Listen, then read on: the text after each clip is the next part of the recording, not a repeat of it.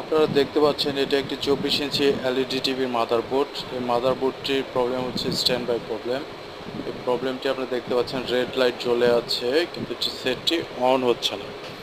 তো আমরা রিমোট দিয়েও অনেকবার চেষ্টা করে দেখেছি এবং কিবোর্ড দিয়েও চেষ্টা করে দেখেছি। আমাদের চ্যানেলটি সাবস্ক্রাইব করা না থাকলে চ্যানেলটি সাবস্ক্রাইব করে রাখবেন। আমরা দেখাচ্ছি এই প্রবলেমটি সলভ করার জন্য মূলত যে ভোল্টেজগুলো চেক করতে হয়, তো সেই বোর্ডগুলো আমরা চেক করে নিয়েছি।